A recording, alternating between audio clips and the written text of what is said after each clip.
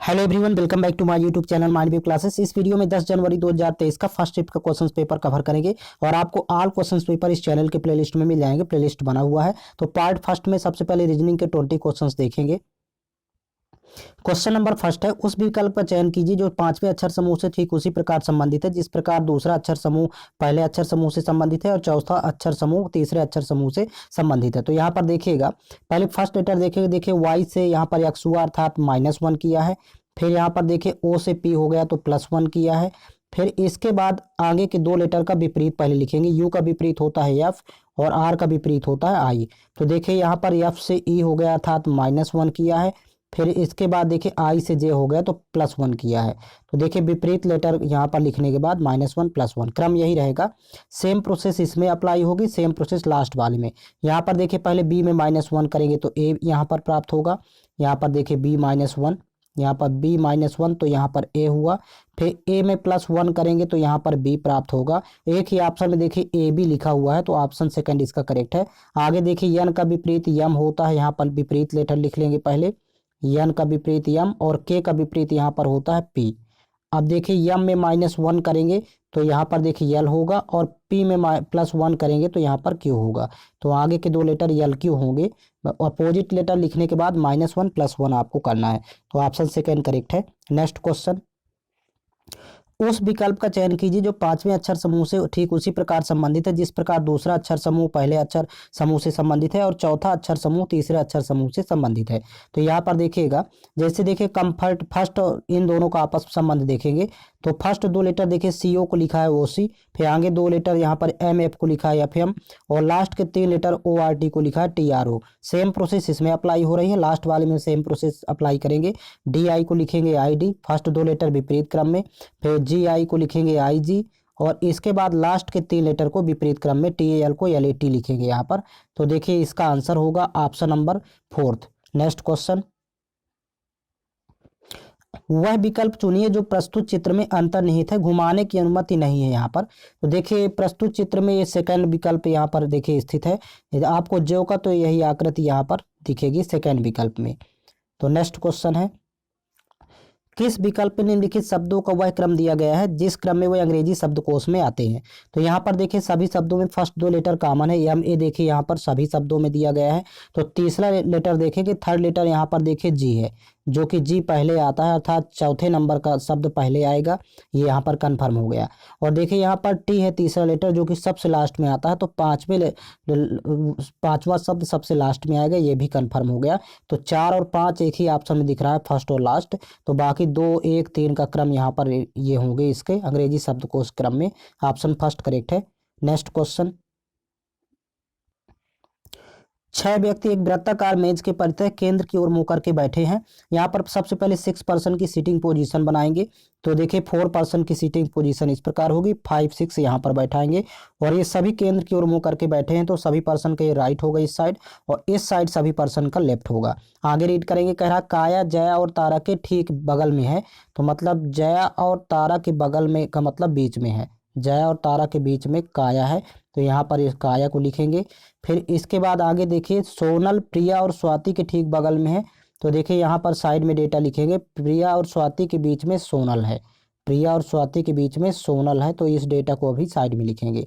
अब कह रहा कि सोनल प्रिया के ठीक दाईं ओर बगल में बैठी है। तो यदि यहाँ पर प्रिया को बैठाते हैं तो प्रिया के ठीक दाईं ओर बगल में दिया है बैठी है सोनल, तो यहाँ पर बैठाएंगे सोनल को।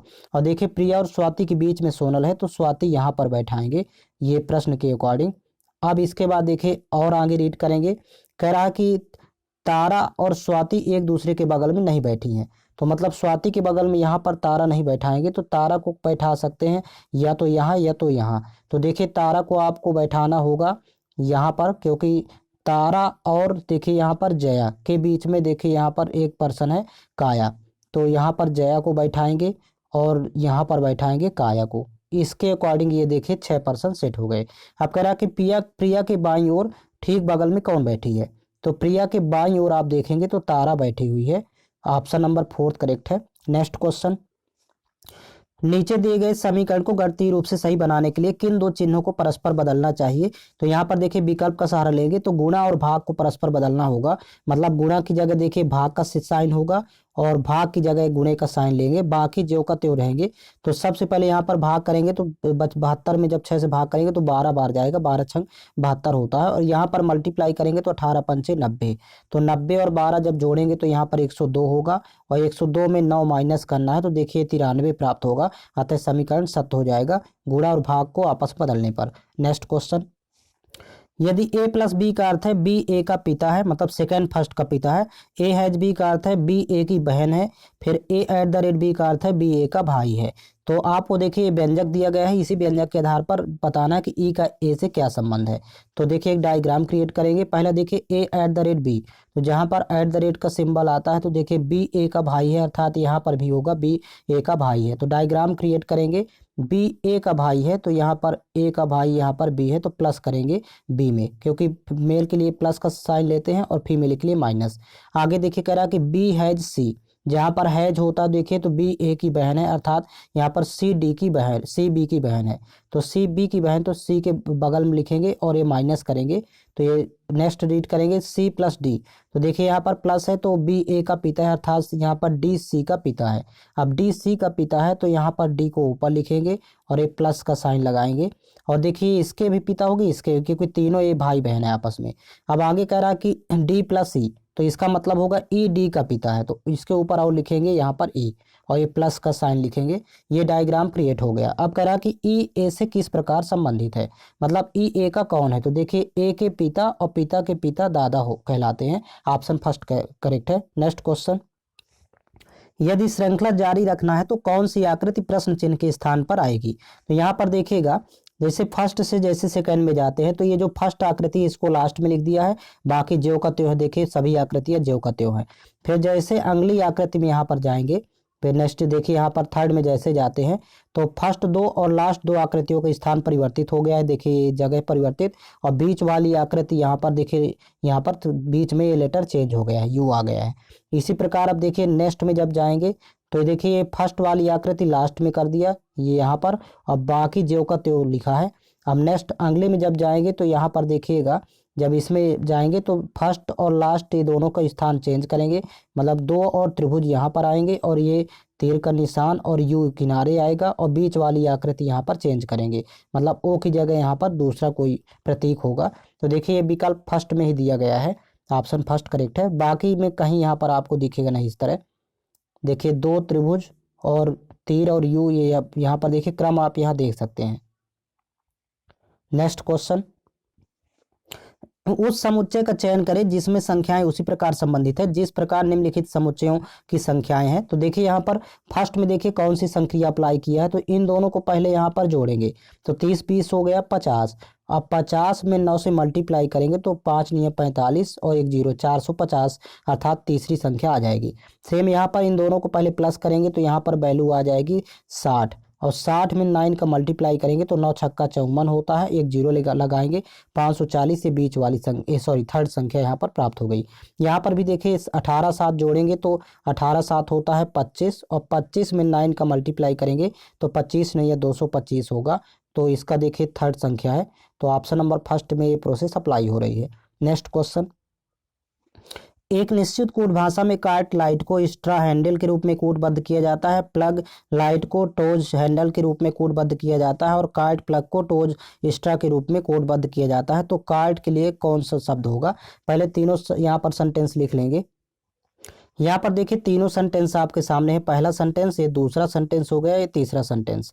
अब इसमें आपको कार्ट के लिए शब्द पता करना है, कोड शब्द क्या होगा। तो देखिए पहले और तीसरे में यहाँ पर कार्ट है, तो इधर भी देखिए कि पहले तीसरे में कॉमन क्या है।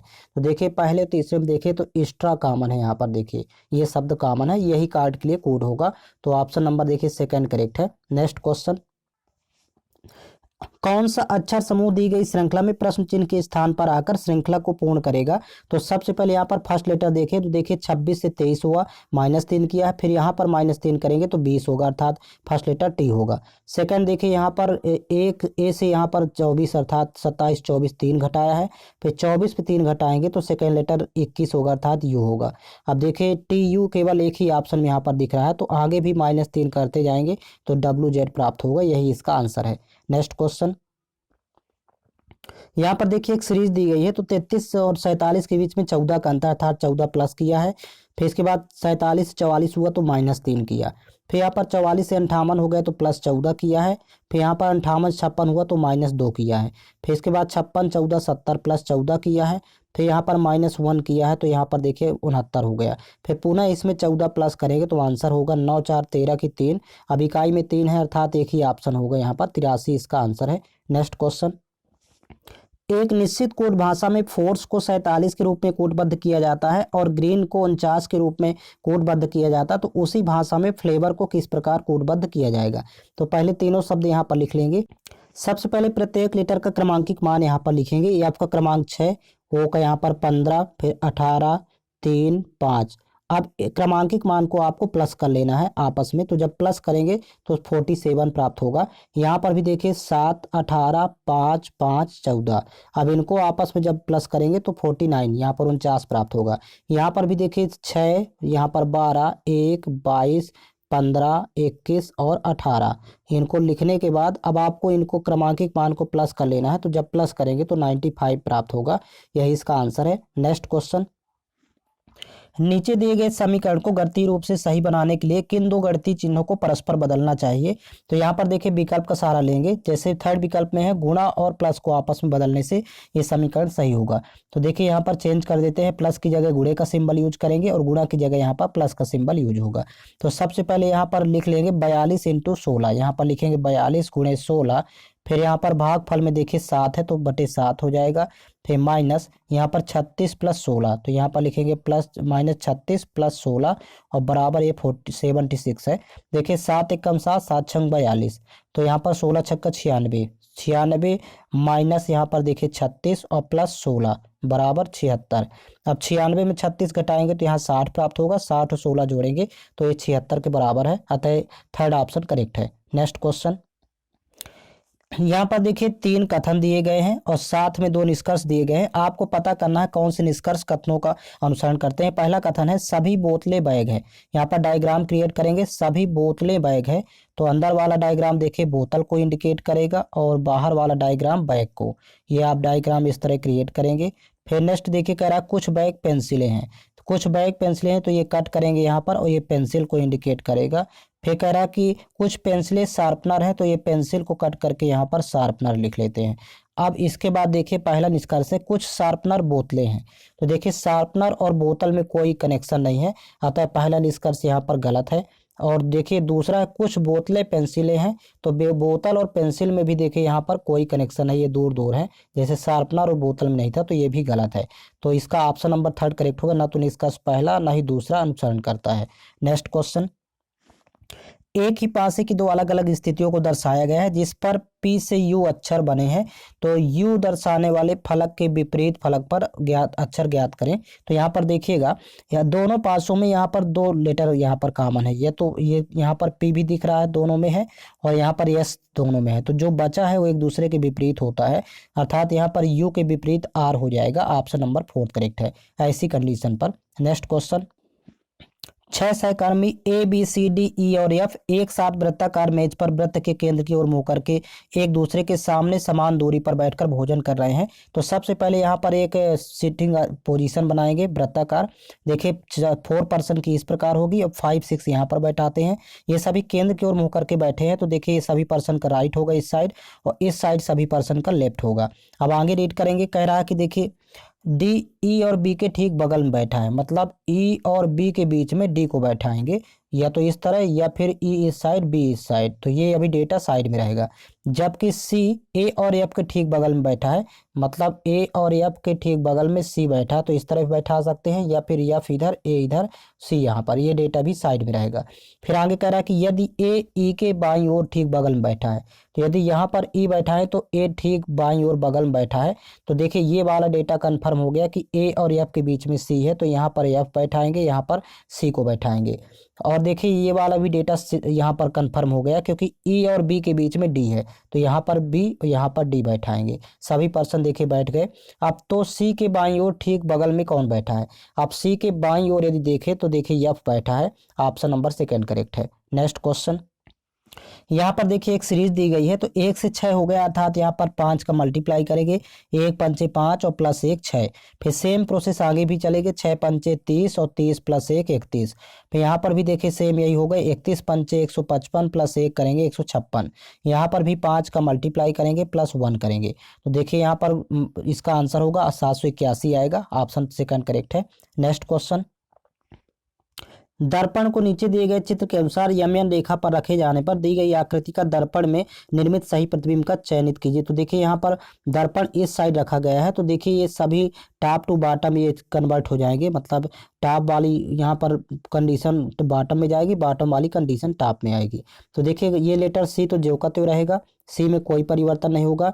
यल यहाँ पर देखिए ये चेंज हो जाएगा, ऐसे हो जाएगा। यहाँ पर सभी लेटर के भी देखिए यहाँ पर के इस प्रकार कुछ ऐसे होगा, भी देखिए उल्टा हो जाएगा, मतलब ऐसे हो जाएगा।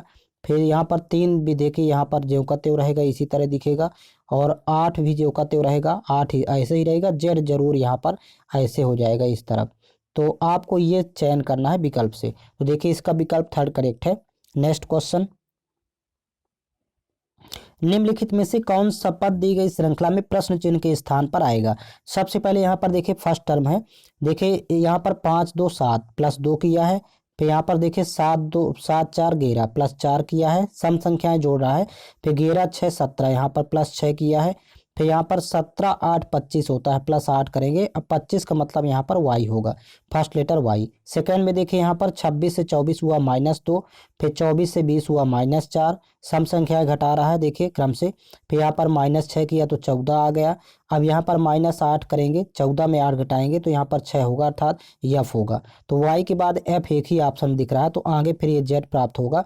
यहाँ पर प्रोसेस होगी, देखिए यहाँ पर 6 से देखिए यहाँ पर 8 हुआ तो 2 प्लस किया, फिर 4 प्लस करेगा तो 12 हुआ, फिर 6 प्लस किया तो 18 हुआ। अब यहाँ पर 8 प्लस करेगा तो यहाँ पर 18 8 26 अर्थात जेड होगा। ऑप्शन होगा Y F Z, option number 4 correct है, ये आंसर है। नेक्स्ट क्वेश्चन, यहाँ से देखिए मैथ्स के क्वेश्चन स्टार्ट होते हैं। क्वेश्चन नंबर फर्स्ट है, एक व्यक्ति गंतव्य तक पहुंचने के लिए 4 अलग अलग रास्तों से साइकिल चलाता है। इस पूरी यात्रा के दौरान औसत गति ज्ञात कीजिए। देखिए यहाँ पर एवरेज स्पीड फाइंड करना है, तो एवरेज स्पीड का फार्मूला होता है यहाँ पर total distance upon total time. यहाँ पर ऊपर लिखेंगे टोटल डिस्टेंस और नीचे होगा टोटल टाइम। अब यहाँ पर टोटल डिस्टेंस पहले यहाँ पर प्लस कर लेंगे, डिस्टेंस अलग अलग है। पहले देखिए 20 किलोमीटर, 15 10 और 24 ये अलग अलग है, तो इनको सबको प्लस करेंगे। 20 प्लस 15 प्लस 10 प्लस 24। और यहाँ पर देखिए प्रत्येक स्टेप की दूरी में अलग अलग टाइम यहाँ पर फाइंड करेंगे, और टाइम इक्वल टू होता है distance upon speed. First step की जो डिस्टेंस है इसके लिए स्पीड 5 किलोमीटर प्रति घंटा है, तो 20/5 यहाँ पर ये टाइम आएगा 4 घंटे। प्लस अगले स्टेप में देखिए डिस्टेंस 15 है लेकिन स्पीड 3 है, तो 15/3। ये इस तरह से आपको टाइम अलग अलग स्टेप का निकालना है प्रत्येक का। यहाँ पर 10 है नेक्स्ट की डिस्टेंस और स्पीड यहाँ पर 2, तो 10/2। और प्लस नेक्स्ट में 24/4 करेंगे तो यहाँ पर टाइम आएगा। डिस्टेंस अपॉन स्पीड ये टाइम होता है फार्मूला, तो ये टोटल टाइम इस तरह फाइंड करना है। 5 चौक 20, 3 पचे 15, फिर यहाँ पर 2 पंचे 10, यहाँ पर ये 5 है, 4 छंग 24, तो 5 5 10 6 16, 16 4 20, नीचे आएगा 20। और ऊपर इनको तीन सभी चारों को प्लस कर लेंगे, तो जब ये चारों प्लस करेंगे तो ऊपर वैल्यू फाइंड होगी 69, और 69/20। अब जब यहाँ पर भाग करेंगे तो देखिए 20 23 60, ये लगभग 3 बार जाएगा। फिर इसके बाद दशमलव लगाएंगे, फिर देखिए 90 हुआ तो 20 चौक 80, फिर यहाँ पर 10 100 होगा, 20 पंचे 100, तो 3.45 किलोमीटर प्रति यहाँ पर घंटा होगा इस औसत चाल, किलोमीटर प्रति आवर पर आवर। तो देखिए विकल्प का सहारा लेंगे, यहाँ पर देखिए विकल्प इसका फर्स्ट करेक्ट है। नेक्स्ट क्वेश्चन, यदि 5x-2y अनुपाते x-2y बराबर 9:17 हो तो 9x/13y का मान ज्ञात कीजिए। यहाँ पर ध्यान देंगे, पहले लिख लेते हैं 5x-2y और बटे यहाँ पर x-2y बराबर दिया है 9/17। अब यहाँ पर क्रॉस मल्टीप्लाई करेंगे, तिर्यक गुणा। देखिए 17×85x, यहाँ पर इसको सॉल्व करेंगे, -17 दूनी 34y, फिर बराबर यहाँ पर 9x हो जाएगा और -9 दूनी 18y। अब देखिए यहाँ पर 85x है, 9x है, तो घटाएंगे तो यहाँ पर 76x बचेगी वैल्यू, और फिर बराबर, और 34y उधर जाएगा तो प्लस का हो जाएगा, तो जब आपस में माइनस करेंगे तो यहाँ पर वैल्यू 16y बचेगी। 34y प्लस है, 18y माइनस है तो 16y। अब यहाँ पर कैंसिल आउट करेंगे, यक्स के बटे में आएगा y और यहाँ पर 16 के बटे में जाएगा 76। तो देखिए इसको कैंसिल आउट कर लेते हैं 4 से, 4 चौक 16 और यहाँ पर 19 चौक 76, मतलब यक्स की वैल्यू 4 और वाई की वैल्यू 19 आपको यहाँ पर पुट करना है। तो देखिए 9x बटे 13y है, तो देखिए यक्स की वैल्यू 4 यहाँ पर लिखेंगे तो 9 इंटू 4 और बटे 13 इंटू वाई की वैल्यू है 19। अब यहाँ पर मल्टीप्लाई करेंगे तो 9 चौको 36, ऊपर 36 प्राप्त होगा। एक ही विकल्प में देखिए ऊपर 36 है तो नीचे 247 आएगा इनका गुणनफल। तो यहाँ पर ये आंसर होगा, ऑप्शन नंबर फर्स्ट करेक्ट है। नेक्स्ट क्वेश्चन, एक डीलर ने एक वस्तु पर 72,000 रुपए के अंकित मूल्य पर 20% की छूट दी और 10% की हानि व्यय की। तो यहाँ पर देखिए अंकित मूल्य पर उसे कितने प्रतिशत की छूट देना चाहिए या कितनी छूट देना चाहिए जिससे उसे उस वस्तु पर 440 रुपए का लाभ हो। तो यहाँ पर देखिएगा सबसे पहले स्टार्टिंग कंडीशन पर मार्केट प्राइस अंकित मूल्य और सीपी अर्थात क्रय मूल्य का रेशियो बनाएंगे। तो देखिए ये जो हानि वाली वैल्यू है ये अंकित मूल्य के नीचे लिखेंगे, 10% की हानि हो रही है तो 100 में 10 घटाएंगे तो 90 अंकित मूल्य होगा। और ये छूट यहाँ पर दिया है 20% की छूट, ये सीपी के नीचे आएगा तो 80 बचेगा यहाँ पर सीपी, 100 में 20 घटाएंगे तो 80। रेशियो बनेगा यहाँ पर 9:8, यहाँ पर रेशियो बनेगा। अब देखिए अंकित मूल्य 72,000 रुपये है तो यानी 9 अनुपात की वैल्यू यहाँ पर लिखेंगे 72,000, तो 1 अनुपात की वैल्यू हो जाएगी 9 अट्ठे 72, 8,000। आपको निकालना है 8 अनुपात की वैल्यू, तो 8 इंटू 8,000 करेंगे तो देखिए यहाँ पर 8 अठाई 64,000 हो जाएगा सीपी। लेकिन यहाँ पर 440 रुपये का लाभ हो रहा है तो यहाँ पर प्लस करेंगे 440 तो एसपी हो जाएगा 64,440, 64,440 रुपये एसपी हो जाएगा। तो पुनः यहाँ पर लिख लेते हैं, देखिए मार्केट प्राइस एमपी 72,000 रुपये था स्टार्टिंग में और यहाँ पर सेलिंग प्राइस अर्थात एसपी हो गया 64,440 रुपये। अब यहाँ पर 0 0 कैंसिल आउट करेंगे, रेशियो यहाँ पर बनाते हैं। अब देखिए यहाँ पर छूट देगा अंकित मूल्य पर ही, तो कितने की छूट दे रहा है दोनों का डिफरेंस देखेंगे तो यहाँ पर दोनों का अंतर आएगा 756। ये यहाँ पर आप घटाएंगे तो 756 का, लेकिन आपको परसेंट में फाइंड करना है। तो देखिए 756 की छूट और अंकित मूल्य पर देगा 7200 है यहाँ पर, तो बटे होगा 7200 और इंटू करेंगे 100।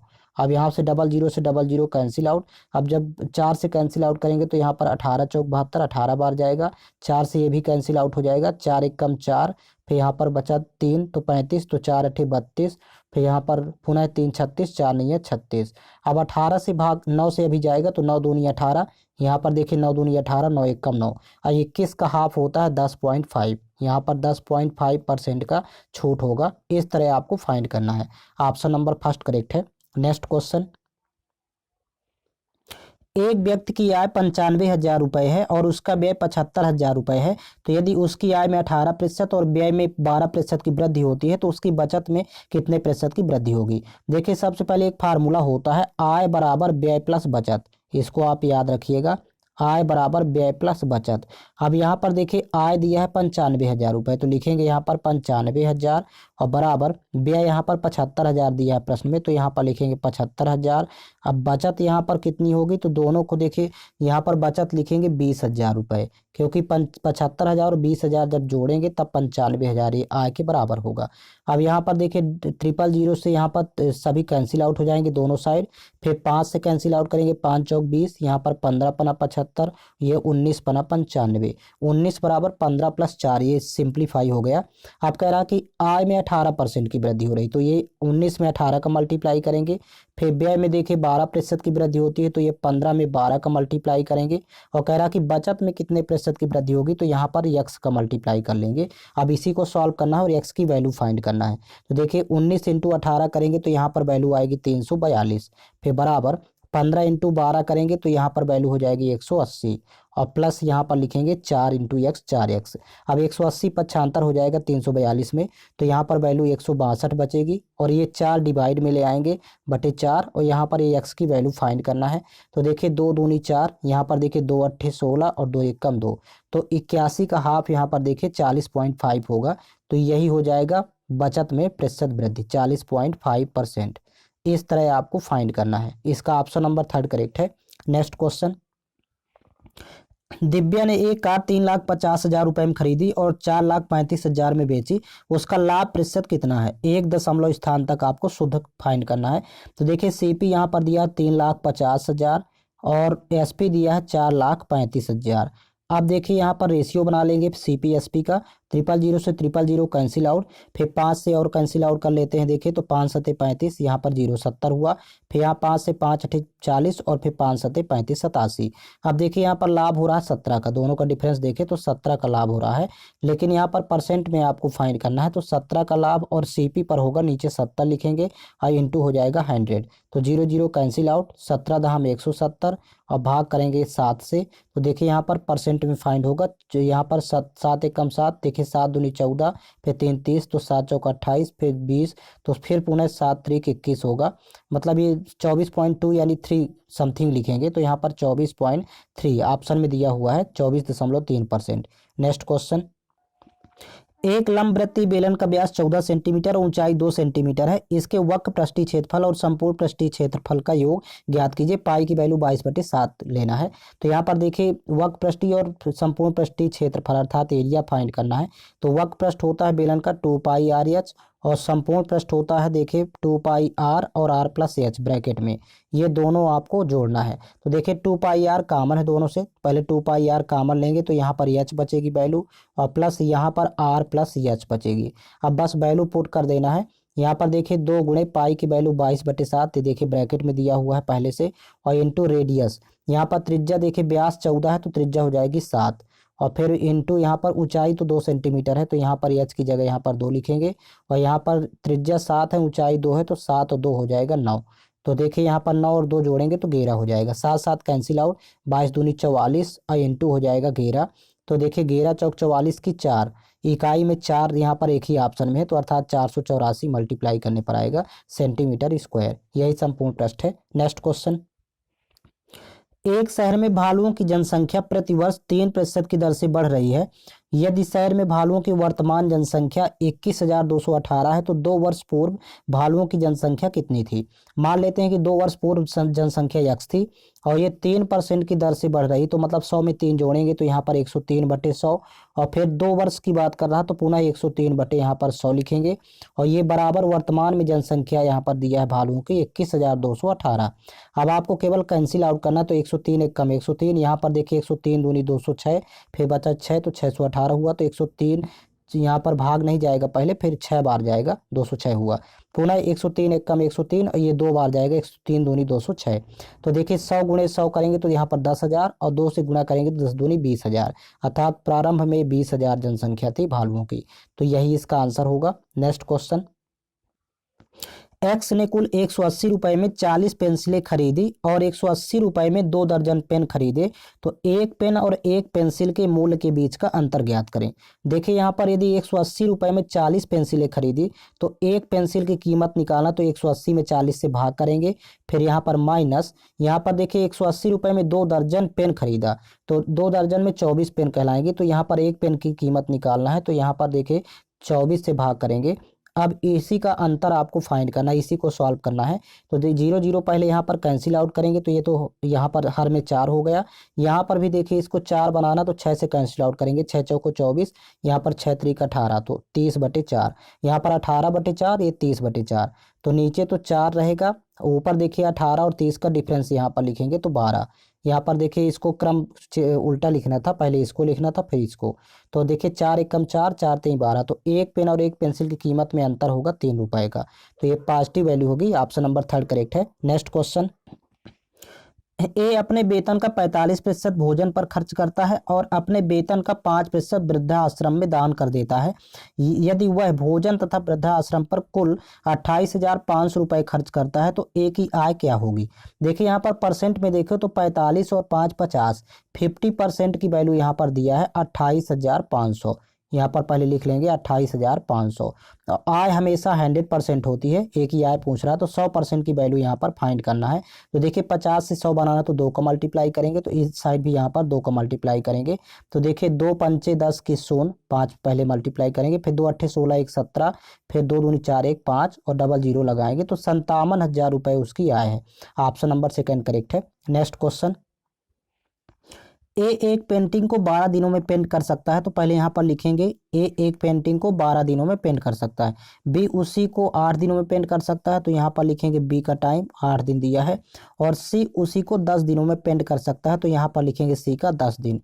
अब देखिए 12 8 10 का पहले एलसीएम यहाँ पर फाइंड करेंगे, तो 12 8 10 का एलसीएम 120 आएगा, तो टोटल वर्क हो जाएगा 120।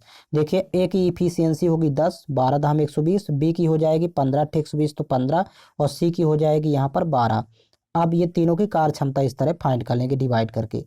फिर इसके बाद देखिए कह रहा है कि दिनों की संख्या लगभग ज्ञात करें जिनमें ए द्वारा पेंटिंग पेंट की जा सकती है, और यदि बी और सी दोनों एक साथ मिलकर एक दिन छोड़कर एक दिन उसका साथ दे, और पहले दिन ए अकेला पेंट करना आरंभ करता है। मतलब कहना था कि पहले स्टार्टिंग में ए चालू करता है, एक दिन करता है, और अपनी कार्य क्षमता से करेगा, मतलब इंटू 10 करेंगे यहाँ पर, तो 1 गुणे जब 10 करेंगे तो 10 काम हो जाएगा पहले दिन। फिर अगले दिन दूसरे दिन यहाँ पर दोनों आ जाएंगे बी और सी, तो मतलब ए प्लस बी प्लस सी, ये दूसरे दिन यहाँ पर तीनों मिल के करेंगे, और तीनों की कार्य क्षमता यहाँ पर जब जोड़ेंगे आपस में तो 37 हो रही है, तो यहाँ पर 37 का मल्टीप्लाई करेंगे तो 37 काम दूसरे दिन होगा। देखिए यहाँ पर 37 10 47, 2 दिन में काम हो रहा है 47। अब इसको लिखेंगे यहाँ पर 2 डेज में टोटल वर्क हो रहा है 47 वर्क। आपको 120 काम करना है देखिए यहाँ पर, तो देखिए पहले यहाँ पर दुगना करेंगे तो 47 दूनी 94, 94 वर्क हो जाएगा 2 दूनी 4 दिन में, यहाँ भी 2 का गुणा करेंगे 4 दिन में। लेकिन यहाँ पर अभी काम और बचा हुआ है, तो फिर नेक्स्ट स्टार्टिंग में जैसे ए किया था, तो यहाँ पर देखिए 1 दिन और यहाँ पर ऐड करेंगे, तो यहाँ पर 10 काम ऐड होगा, क्योंकि 10 काम करता है एक दिन में ए। तो यहाँ पर देखिए टोटल हो जाएगा 5 दिन। अब 5 दिन में यहाँ पर हो जाएगा 104 काम, यहाँ पर 104 वर्क हो जाएगा 5 डेज में। लेकिन अभी 16 काम और बचा है, क्योंकि 120 काम है टोटल। तो देखिए 5 और प्लस ये जो 16 काम करेंगे, ये अब तीनों करेंगे पुनः, क्योंकि एक एक दिन छोड़ करके बी और सी साथ में आते हैं, सॉरी बी सी एक साथ आते हैं एक ही साथ।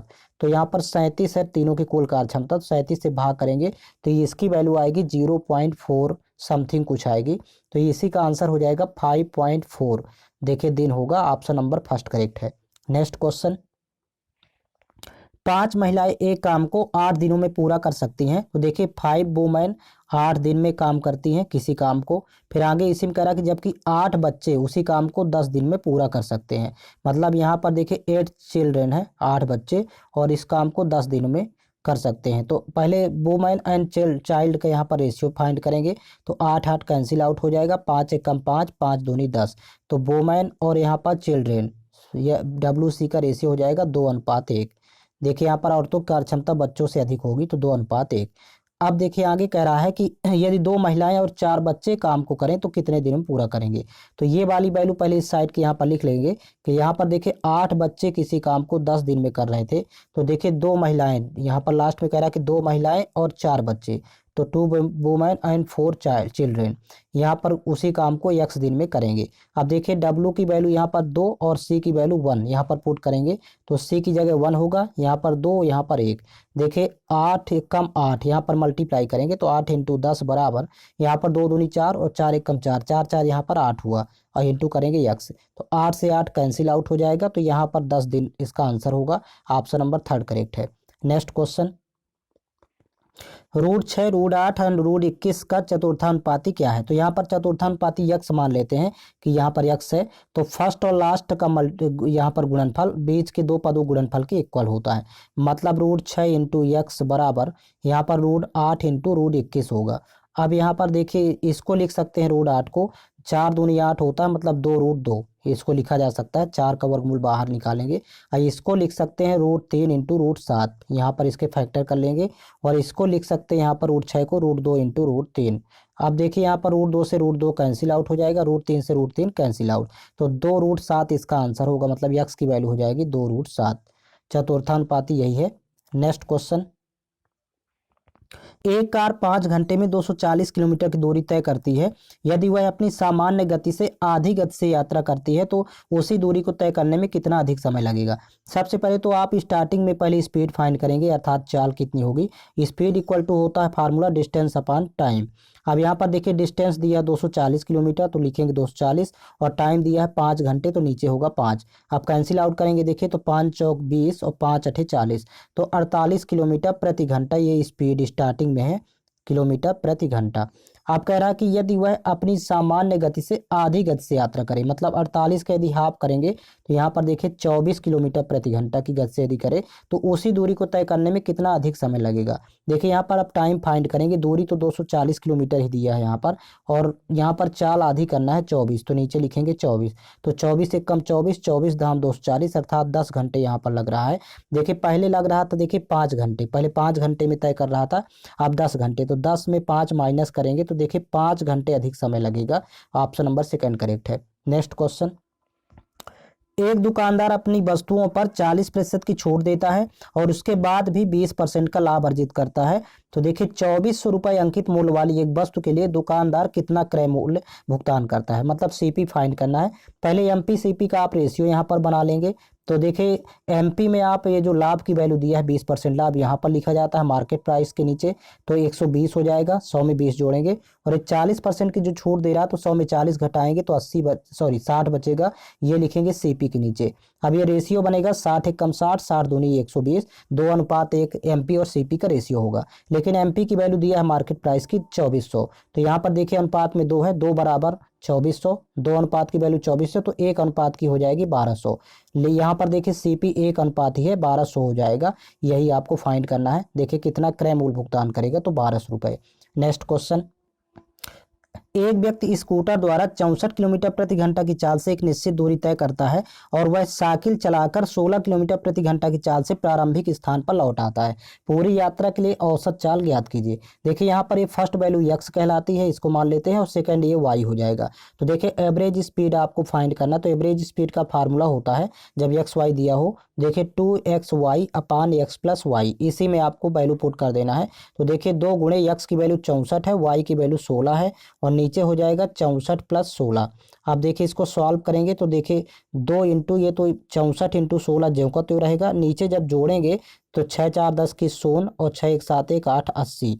अब देखिए 16 एकम 16, 16 पंचे 80 होता है, यहाँ 5 बार जाएगा, तो 64 दूनी 128, 128 में आपको 5 से भाग करना है। तो देखिए 5 एकम 5, 5 दूनी 10, फिर यहाँ पर 28, तो 5 पचम 25, फिर 3 30 हुआ, तो 5 6 का 30, तो 25.6 किलोमीटर प्रति घंटा होगी औसत चाल। नेक्स्ट क्वेश्चन, 5 घंटियां सुबह 9 बजे एक साथ बजती हैं। ये 12 सेकंड, 18 सेकंड, 24 सेकंड और 36 सेकंड तथा 45 सेकंड के अंतराल पर बजती हैं। तो घंटियां पुनः किस समय पर एक साथ बजती हैं? तो यहाँ पर देखिए पहले 12, 18, 24, 36, 45 का एलसीएम फाइंड करेंगे।